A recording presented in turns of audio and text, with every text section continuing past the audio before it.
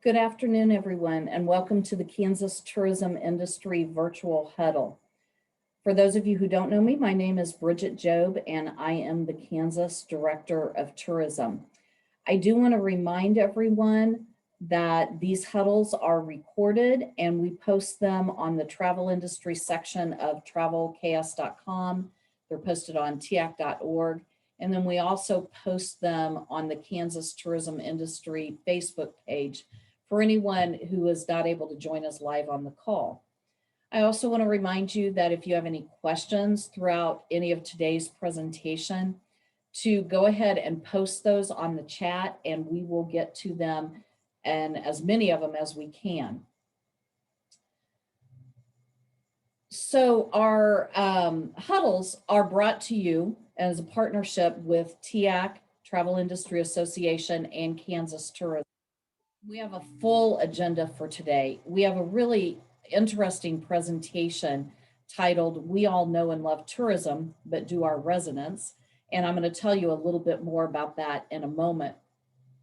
And then we're going to have a legislative update from TIAC and some announcements. So we're going to get right into our program. About 3 or 4 weeks ago, I sat in on a presentation from TTRA, that is the Travel and Tourism Research Association, where today's speaker shared the results from a recent Longwoods International U.S. resident sentiment study. And I found the study very interesting and reached out to see if we could bring it to one of our huddles. And I think we've always known to some degree in the tourism industry the importance of our residents, but at least for me, this truth was really made evident in the last year during the pandemic. I think that we understand now more than ever that our residents are a destination's first customer and our most valued partner. So the question really for today is, do our residents really know and love tourism like we do? And how does the sentiment of our residents affect our marketing efforts? So today we have invited Andria Godfrey to share the results from their recent U.S. resident sentiment study. Andria is the Vice President of Longwoods International, and she leads the company in product development and innovation.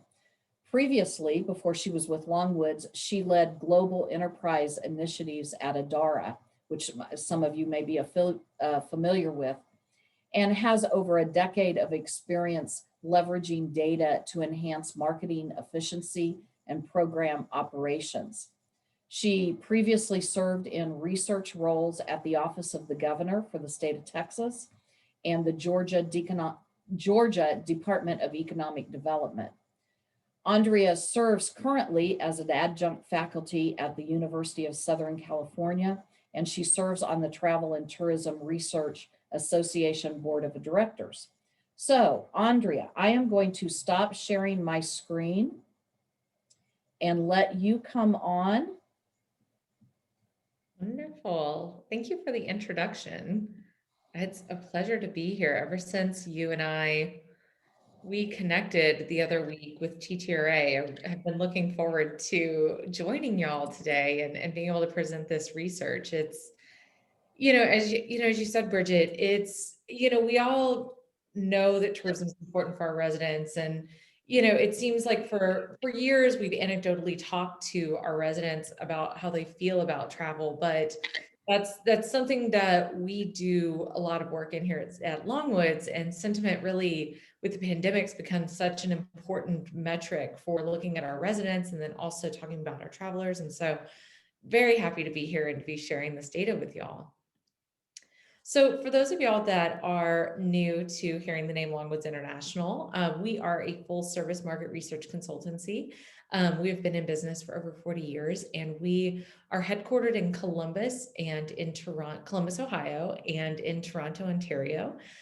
We actually got our start in Canada. We are originally from Toronto, and we've been focused in tourism since 1985, so well into 35 years now. And we work with about over 150 destinations and travel brands, primarily here in North America. And we also do work in Latin America and Europe as well. So today we'll talk a little bit about what is resident sentiment. Where did this come from as something that we talk about really here in the United States? And then why sentiments become this new KPI. And I'm going to share a little bit of mainly data from our national resident sentiment study, but also some of our traveler sentiment research. And I'll tell y'all as we start moving through the data, how this connects and why it's so important to look at both of these. And then talk about really putting sentiment research into action. So at Longwoods, we actually pioneered national resident sentiment here in the US. 3 years ago, we, like how many things start with our company in terms of product and research development, we were hearing a lot of conversation from our clients. And there was a lot of buzz around the fact that we were first starting to see destinations like Barcelona and Amsterdam that were actually having tourism promotion campaigns that said, don't come. There's so many other things to see in our home country.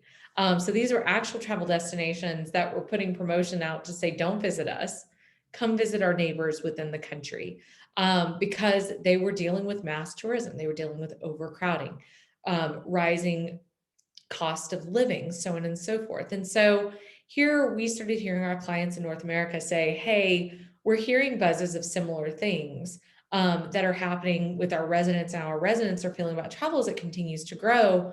We want to actually get a pulse on this. So 3 years ago, we pioneered this research with our partners at Destination International.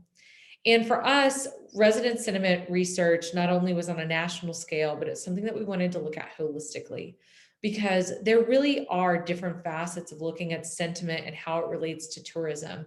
And that's what we wanted to capture. Because as we know, tourism isn't isolated to just the attractions in our destination or just the hotel population or the hotel themselves within our destination.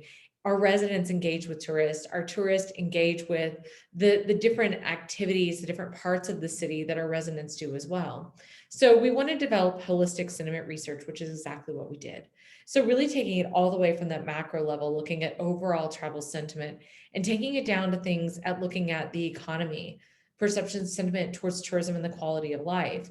We wanted to look at the environmental impacts and perceived impacts of that, and then get into hot topics like accommodation sharing and sports and events. So there's been a bit of a shift, as we all can say, especially, out of things like the Huddle that we're on today or the multiple webinars that we've been seeing. Pandemic's changed a lot. And it shifted how we wanted to look at our residents, and it shifted some of the priorities for resident sentiment research. So pre-pandemic, we were looking at things like over tourism, especially those destinations that are what you would call a tier 1 international destination. They were starting to see those mass group tours coming in. So we had over tourism. The environmental impacts of tourism were becoming concerning for destinations. Mass tourism, as I mentioned, putting pressure in isolated times on destinations, and then home sharing affecting affordability within destinations. Then we fast forward from 3 years ago, where these were the influences that were driving the need for resident sentiment research to today. We're seeing stark declines in international travel. We're seeing shifts in domestic travel. So where we were looking at people that were primarily going to urban areas, we've seen the shift towards VFR, which is putting tourists more in our communities and neighborhoods, along with home sharing, as people were not wanting to stay in hotels. But also we were seeing destinations that were seeing mass influx of visitors coming for their outdoor activities. And these concerns over health and safety were also a part of this. So how safe do you feel welcoming visitors back into your community? But those concerns over health and safety also reframe what over tourism meant, what mass tourism meant, because where before, where maybe it was 1,000 visitors coming to your destination in one weekend or in one day, now we're running at 25% occupancy, 10% occupancy. Having more than that there is now over tourism. So it's really redefined how we look at some of the factors that were driving this need for resident sentiment research. And within the pandemic, we saw that residents really were going to be those first visitors to our destinations. It was Chris Adams of Miles. I think it was last June. I was listening to a webinar of his, and he was really one of the first people to say that our residents are going to be our first tourist. And more than that, it reminded us that our resident really is our most important customer. Residents, number one, are that traveler that are going to power our tourism rebound. They're the partner that's going to be at the table helping advocate for funding. Many destinations are having to go to bat right now for their funding and advocate for the importance of getting those tax dollars, because where state and local tax revenues across the board contracted in 2020 with hotels sitting open, there's more of a bit of a grab for those tax dollars that's happening in many destinations. And the resident's an important partner that's going to help achieve that. They're also the partners going to help build and evolve tourism product. Now that we're reopening our destinations for tourism, or if it's a destination, some of y'all maybe have been really open and things have been happening and tourists have been coming.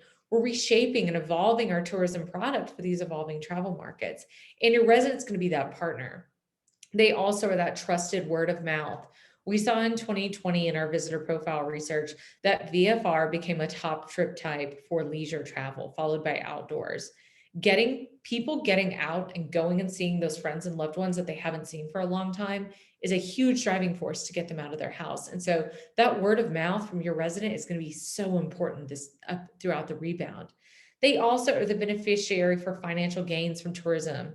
As tourism starts to come back online, your resident is the one that's going to recognize that. And they're going to see the dividends that come from that. And so they're very important. And so that's something, if nothing else, that's come out of the pandemic, is that we've seen that resident's that first customer. So in 2020, we actually fielded our largest national resident sentiment study to date. Normally we talk to 1,000 residents here in the US. We actually spoke to over 4,000 Americans so that we could look at regional and generational breakouts, and also so that we could expand the conversation to talk about sports and COVID-19.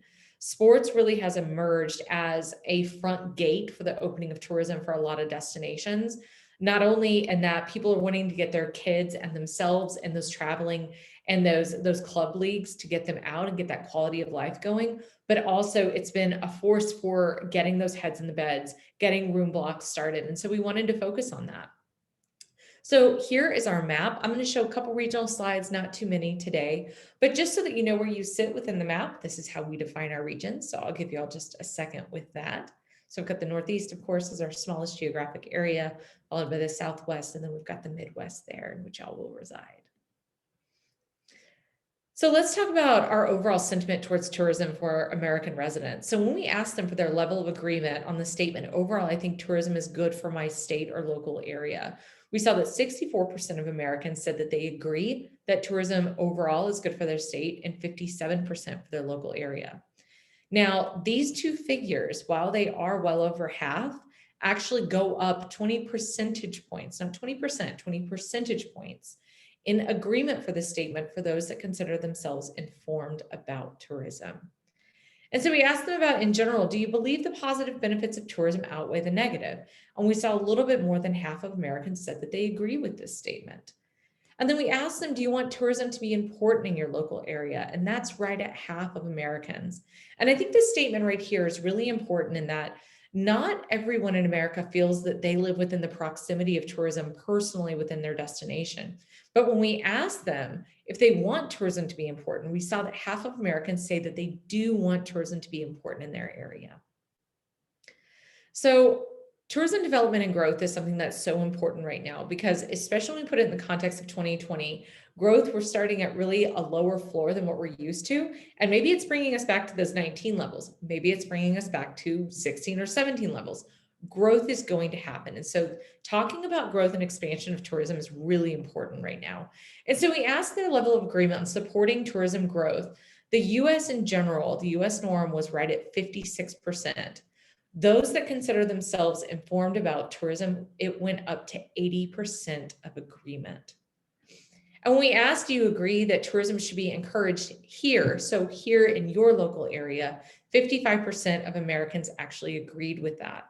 Now, only a small percentage of Americans overall, 19%, disagreed with this statement. But when we talk to those that are informed, that goes down to only 10% that are in disagreement. So one thing I want to call out is we're looking right now, and we're going to a lot through as we go through this data, we're looking at these bright blue bars, so the agreement. But the less eye-drawing color is the gray that sits here in the middle. So every time I say we've got 55% that agree that they believe tourism should be encouraged, we have 26% that are neutral on the topic. And so for any of my marketers that are with us today, we always know that it's easier to gain movement for pro or con on any side of a factor if someone is sitting at neutral. So you can look at this neutral resident here in America as your opportunity market. So I think that's really important here because that 55% is very powerful. When we talk about 26% in addition to that are neutral, we have not only a little bit over half of Americans that believe that tourism should be encouraged in their local area, but we have a quarter that are neutral on the topic, and that's our opportunity market.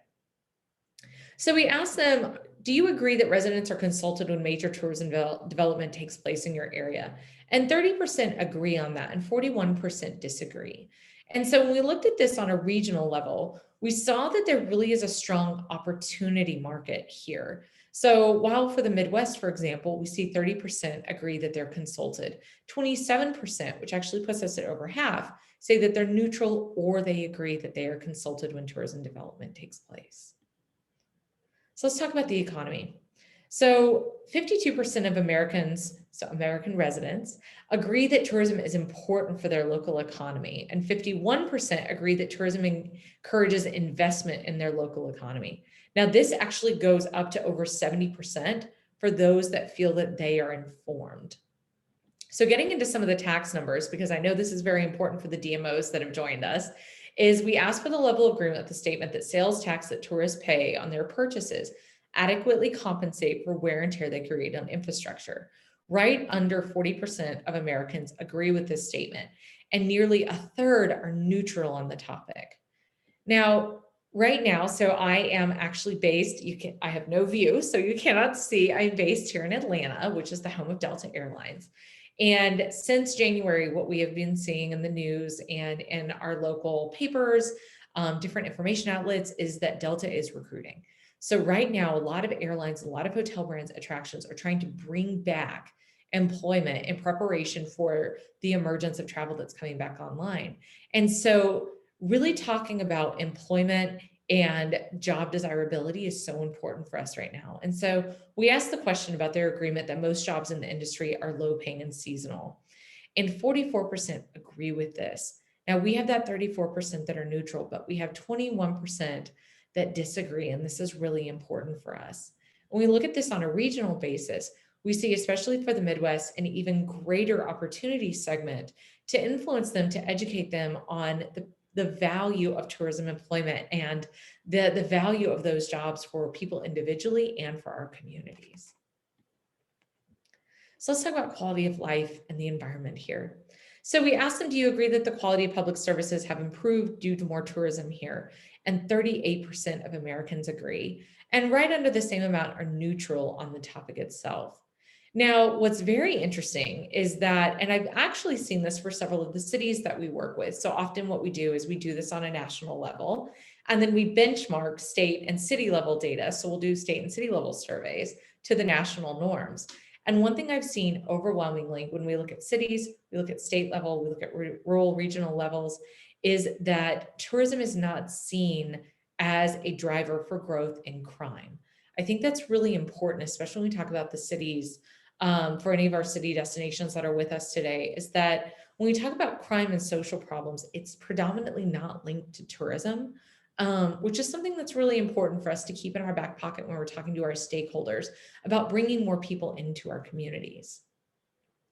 So the environmental impact question is really important. So the level of agreement that long-term planning can limit environmental impacts caused by tourism is 50% of the US agrees with this. 31% are neutral, which is very positive to see. And we see this go up even higher when we talk about those that are informed about tourism. So involvement and engagement with tourism is really important. And if y'all can put a reminder, and think about these stats when we get to another section. This is really important for us when we talk about coming out of the pandemic. So we ask Americans, do you agree that you recommend local tourist sites to people that are visiting your area specifically? And 47% of people say that they do. So it's very important that we have a resident population that not only says, I'm okay having people come into my community, but that they're also advocates and that they're excited about the destination and that they're making recommendations to people that they come in contact with. Your visitor really is, and oftentimes, that first face that a lot of visitors see in a destination. So Americans are curious about tourism news. 45% agree that when they come across local tourism news, they're interested in finding out what's happening, and 31% are neutral on the topic. And we ask them about, do you agree that you consider yourself informed and up to date about tourism in your area? 42% agree.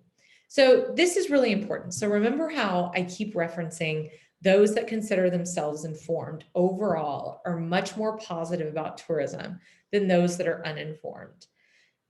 If we can inform our resident, we can turn them into be our champion for our industry. We can have them not only be our champions for us, but also they themselves be tourists in their own communities and be excited about their community as a place to engage with as a staycation and as a tourist. Being informed and a resident saying they're informed doesn't mean that they're informed with the right information. That's something so important for us to keep in mind, is that it's important, especially as we start to reopen our communities and as we start to bring in more visitors from outside our community, that we are making sure our residents are informed with the right information about the value of our industry and what it means to them as locals. Now, because Kansas definitely has its share of sports and is a destination that definitely has a great deal of spring and summer sports activities, I wanted to pull in some of our national level sporting information. Residents across the board are very positive when it comes to sports. And when I start to look at the data for our city level clients, these level of agreements on the benefit go up 70+%. So when we asked about their agreement that hosting youth and amateur sporting events improves the quality of life in my community, 51% of Americans agree with this and 28% are neutral. And when we take this to an economic level, this level of agreement goes up even more, slightly, it's 2 percentage points, but up to 53% that agree that hosting these sporting events benefits the local economy, and 28% are neutral on the topic. So we asked about hosting outdoor sporting events. So these are things like marathons, bike races, triathlons, etc. The level of agreement and support for hosting these is at 52%, with 28% being neutral on this topic here. So our resident, as I said, is going to probably be our first customer. They are going to be the first people that are going to be coming out in our communities, driving our economic engines. And also we saw during the pandemic that people had a higher propensity to travel within their own state and within their own community as a staycation than they were to go other destinations. So when we were looking at the sentiment data, I'm pulling our most recent, we released it yesterday. We can see that there still is room for improvement. We've got 44% of Americans that say they support opening up their community to visitors. Now, this is something we need to keep an eye on when we consider that 84% of American travelers plan on taking a trip in the next 6 months, which means they're going somewhere. And so it seems like there's a little apprehension on people to open up their communities. But more than that, how safe do our residents feel getting outside of their own community? And we can see that 19% strongly agree that they feel safe, and another 32% say that they are in regular agreement with this. Now, this next one's really important for us. So I feel safe dining in local restaurants and shopping in retail stores in my community. So in terms of those that agree and strongly agree, we're up almost to 50% there. And so that's so important because our resident will get out, they will spend the money, they will get out and engage with our local restaurants. And if they don't feel comfortable going out themselves, they're not going to tell their friends and relatives that it's a good place to come and that's okay to come. And so this is a metric to really keep an eye on, is how safe do your residents feel? How comfortable are they getting out and being a tourist in their own community? Because number one, we want to get them feeling comfortable. We want to make it safe for them to get out and about as well. But if they don't feel comfortable doing it, they're not going to be that strong word of mouth. And then for those of us that are, if we're looking on a statewide level and we're talking about our regional markets, so getting people to go on that road trip, we've got to get them comfortable going outside of their own community. And that's not going to happen until they feel comfortable engaging in their own community. And for the state of Kansas itself, what I did is I pulled some of our visitor information. Y'all really benefit a great deal from that in-state travel. And when we started looking at quarters when the pandemic was actually really starting to see some of those waves that were hitting, your residents were higher than last year traveling around within the state of Kansas. We saw this for a lot of our destinations, coupled by a few things, as it really was the year of the road trip. So people went where they could drive. But also at the same point in time, people understand what their state level restrictions are, and they know and feel comfortable following and traveling around within their own state and being able to follow those. So your resident is really important, not only because they are your partner in tourism, but also because they are a strong driver for domestic travel there within the state. So what do we do now? So we know that there's a strong support. So we've got about half of Americans in general that overall feel tourism's good. We know that sports are very important for our local resident. We know that the economic benefits that travel drives is something that's very important for us to educate our resident. And more than that, we know that our informed residents are more supporters than our uninformed, and that our residents are going to be our first travelers. So what do we do? It's time for us to create that regular and ongoing resident engagement. Never assume they understand the value of tourism to their community and what you as a DMO or you as an attraction or a tourism provider do for the industry. So that's where it's really important to educate them and let them know the benefit to the community, but also bring it to that personal level so they know what the industry means to them, from maybe tax revenues that they don't have to pay as a result of tourism, or the new parks and infrastructure that they get to enjoy because of the money spent by tourists. In addition to creating brand ambassadors, it's important to create different messaging tactics between your informed and your uninformed. So keep a pulse on where your residents sit with support for tourism. Keep a pulse for what they know and understand about the industry, and really craft those customized messages. And you can do that by being engaged with them on a regular and ongoing basis. And make sure that they know that they are important for us and for this industry, and empower them to be our industry advocates. And then also treat them as your first customer. They're your front door to tourism, they're industry advocate, and they're your beneficiary to the value that this industry provides to the community. And so making sure to always engage with them, know what's meaningful for them, and make sure that they stay informed and educated on what travel means is so important at making sure that your resident is a part of that tourism product that you have, and making sure that they've got that partnership with you. So with that, what I will do is I will actually, Bridget, I'll stop sharing my screen. Let's see here, there we go. Let's see. Okay. I think I should be sharing my screen now, hopefully. There we go. My mind is racing with questions, so let me kind of put them together.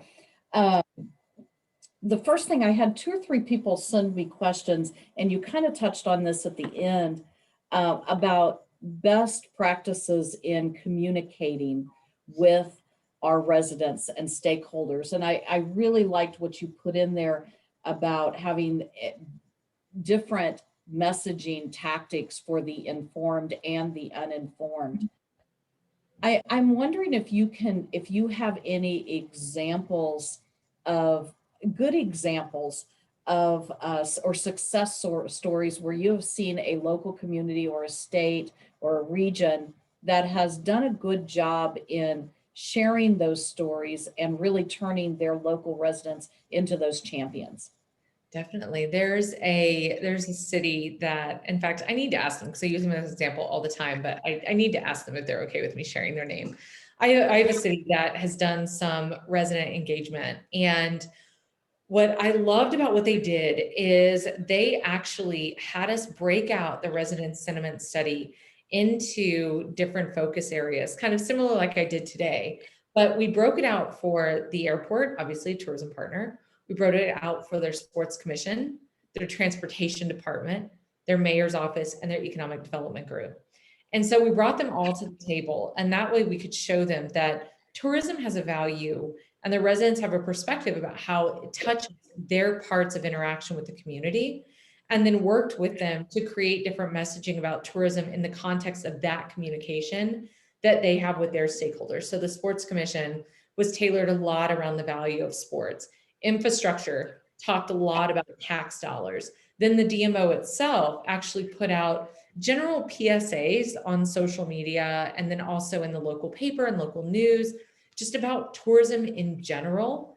And kind of they highlighted some of the attractions in the city that residents really engaged with heavily and how those are paid for by tourism tax dollars. It really is one of the best examples that I've seen someone work with resident sentiment and different stakeholders. So that's a great example. And I think that's what we are always challenged with. At least I know when I was at a local DMO and even here at the state, that we feel like we put that information out, but we almost feel like it's just falling on deaf ears, that people are not hearing what we're saying. And I'm wondering if the answer is we need to, the same message can't be shared with every one of our partners. Yeah, no, completely. It's, I like that statement, you have to meet them where they are. Is if you have someone that's very engaged with schools or infrastructure here in Atlanta, that's huge, everybody at the roads. Make sure that you're working with the Department of Transportation or with the education system to put those little PSAs out there, because that's how you're going to be able to touch those people that live in the community. Sure. Another question, this is kind of along the same line, but we had someone who posed a question of, and this is, how do we best engage local area businesses to really buy into all of the things that there are to do? Not only just our residents, but our business owners. Was there anything in the survey that spoke to those business owners and how to cross promote? We don't cover the marketing side of it very much. I didn't highlight much of it today, but we do talk about tourism promotion and perceptions of funding for promotion on the government level and the tax dollar level. But one thing back when I was with the governor's office in Texas, one thing that I saw Nacogdoches actually do that I loved is, especially when we were talking about small business owners, data is gold. I mean, data is gold for all of us. But they're looking for data, and they're looking for data to help them understand who their visitor is. And this question of what else are they doing within the destination? So what they did is the CVB, and I would say a business could actually take charge of doing this, is they created a customer sign-in sheet. And they distributed it to all the partners, the businesses in the community that were interested in doing it. And they said, hey, if you will cross promote with us, take place in a couple placements with us, every quarter, we're going to put together all the information from these visitor sign-in sheets. So everyone was using the same one. And we're going to be able to tell you where the visitors are that do the most activities. So where are they coming from? The visitors that are areas that are more likely, or urban markets that are more likely to go to restaurants or other activities. And they took charge on distributing that. So it was kind of a little bit of an in-kind give to bring all of them to the table, because without knowing where other ones were going, they really didn't have a full picture of their visitor. But so it was a value for them, and they put that money in for the cross promotion. Yeah, that's great. It's what can we do better together is the way I always think of it. One question that someone sent me, how often do you update a resident survey like this? Do you do this annually, or how often? Yeah, so we've been there at the end, the COVID related questions.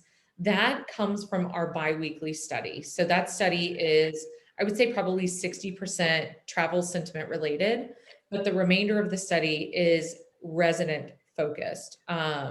So we do that every other week. And so that slide that I just showed y'all about, I feel safe dining in local restaurants, traveling outside my community, and then welcoming visitors back, we do every other week.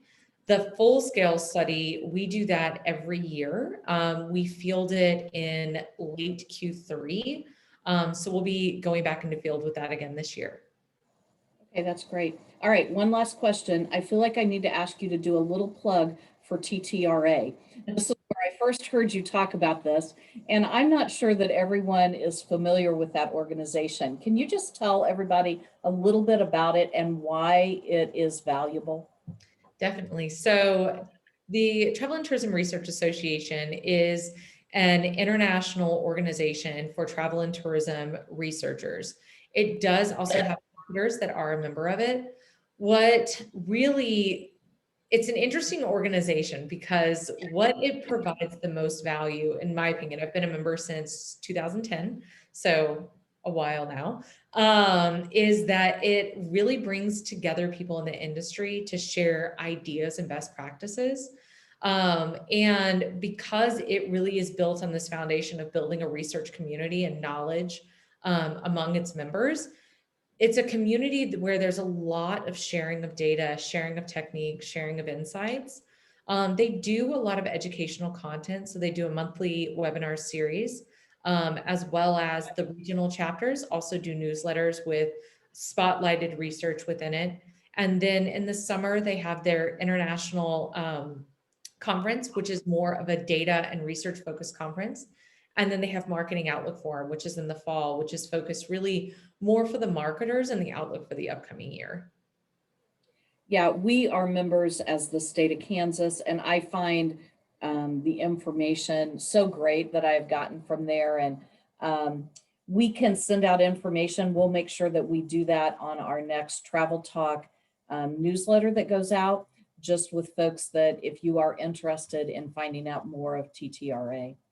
Andria, thank you so much. I hope everyone enjoyed this. I got a lot of comments here that people said this was really good. So thank you for joining us, and I look forward to talking to you next time. Yes, thank y'all so much. It was a pleasure. All right, we are going to move on into our next point. I am going to bring Marley Carpenter on. Marley? Hello, everybody. I hope you guys are enjoying this nice, warm, windy weather here in Kansas. I think the rain, at least here in Topeka, we're supposed to get some rain later this week. Just wanted to give you a very brief legislative update on where some of the TIAC legislative priorities are. First of all, STAR bonds, Senate Bill 124 has passed the Senate, and we do anticipate a hearing next week in the House. TIAC did submit testimony in support of the bill, and we will do that again on the House side.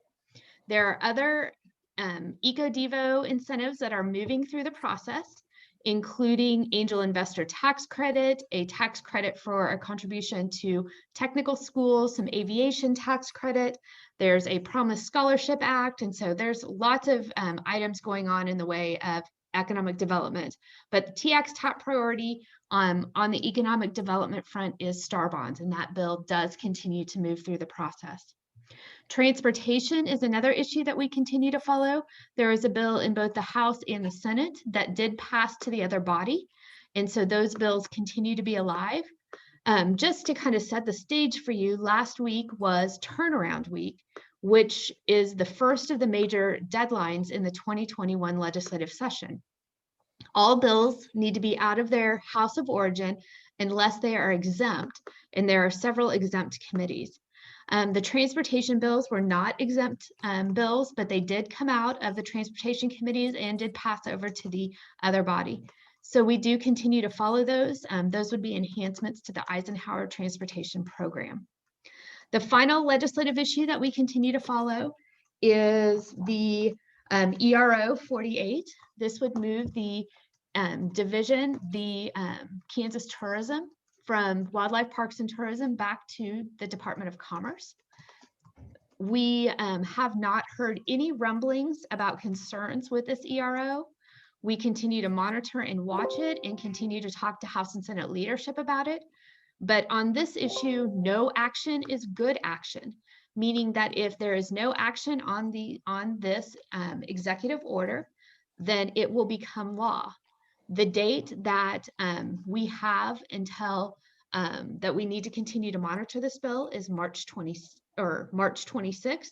And so we will remain vigilant and continue to talk with legislators as well as leadership on this. Thank you to all TIAC members that did reach out to their legislators. We know that this had a big impact. We have heard from legislators about their contacts. So I wanted to tell all of you, thank you again for reaching out to them. And with that, Bridget, you can move to the next slide. So we have moved the TIAC Educational Seminar. We generally have it in April. We have moved it to June because we do want to be in person for the educational seminar. And we feel that June will be more safe. We are still not 100% sure that we'll be in person, but we are very, very hopeful that we will be. We will be in Salina for the education seminar, and we are going to combine it with our board meeting. Our board meeting will take place in the morning, and then the education seminar will be over lunch. We'll have some grab and go box lunches and be in the afternoon of June 10th. We will have an executive committee meeting the day before on the 9th, and then hopefully we will have some sort of outside dinner activity in the Emporia area. And we will hopefully have a TIAC dinner outside on a patio somewhere to celebrate us being in person again. Again, we are very hopeful that in June we will be in person. We still continue to monitor the situation, but please mark June 9th and 10th on your calendar and plan on being in Salina those days. And with that, I will turn it back over to Bridget. Okay, just a couple of things to wrap that up. There are some deadlines and some dates up on your screen. The Kansas Tourism Attraction Development Grants application, the time it is open. It opened the beginning of this month, and there is a deadline for your applications of April 30th. I believe that Jordan has dropped into the chat box a link to those grants and the information there. Another thing, another fun time, I know you guys are excited. It is time for the 2022 Kansas Travel Guide. We're already thinking about it, and Andria Etzel in our office is putting together a really great guide for next year. Early bird deadline for listings is May 31st. You can see the other deadlines and when payment is due on that. You can also do display ads in the travel guide, and those dates are on there. Jordan has also dropped into the chat a link to more information on that. Marley already mentioned the TIAC Educational Seminar that we're looking forward to in June. And mark your calendars, our next Kansas Tourism Industry Huddle is Wednesday, April 14th at 1:00 p.m. With that, I thank you for joining us today on our virtual huddle, and I hope that your March is turning out to be everything you expected it to be, and I will see you again in April.